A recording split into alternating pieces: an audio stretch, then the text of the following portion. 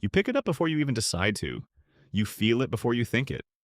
A tiny itch in your hand, a pull behind your eyes, and suddenly the phone is unlocked, and your thumb is already moving. You didn't choose this moment.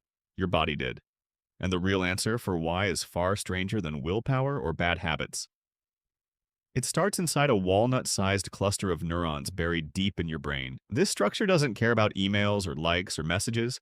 It cares about one thing only: whether something unexpected is about to happen. Scientists call this the dopamine system. And for decades, people assumed it was simply your brain's pleasure center. Get a reward, feel good, dopamine spikes. Simple. Except that's not what the data showed.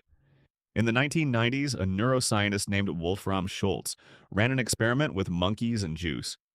He expected dopamine to fire when the juice hit their tongue. Instead, he found something stranger.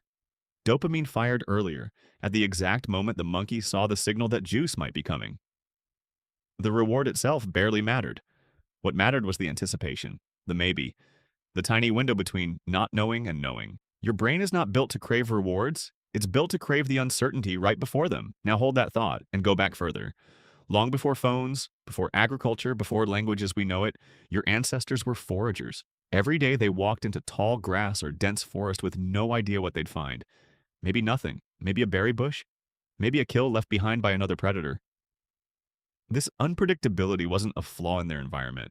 It was the entire engine that kept them searching. A brain that got bored of certainty and excited by uncertainty was a brain that kept foraging, kept exploring, kept surviving. That circuitry never left. You still carry it.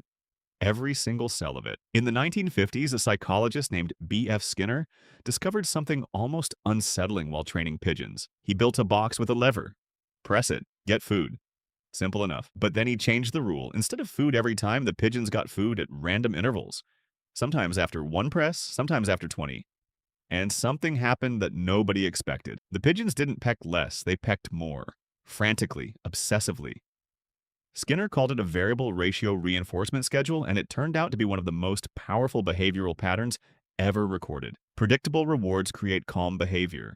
Unpredictable rewards create compulsive behavior. Sound familiar yet? Every time you unlock your phone, you are the pigeon. You are also the forager in the grass. Sometimes there's a message, sometimes there's nothing. Sometimes a notification means something wonderful, and sometimes it's spam you don't even want. You cannot predict which one it will be. And that unpredictability is not an accident. It is the exact mechanism that built the entire industry around your attention. A researcher named Natasha Schull spent over a decade studying something that looks, on the surface, completely unrelated: slot machines. She sat with designers in Las Vegas, watched engineers fine-tune the timing of near misses, the rhythm of small wins mixed into long stretches of nothing. She found that the most addictive machines weren't the ones with the biggest jackpots. They were the ones that kept players in a trance-like state through pure unpredictability, one pull blending into the next with no natural stopping point.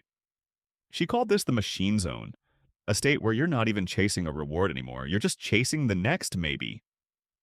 Now look at the device in your pocket, a feed that never ends, a notification badge that could mean anything, a message that might be important or might be nothing.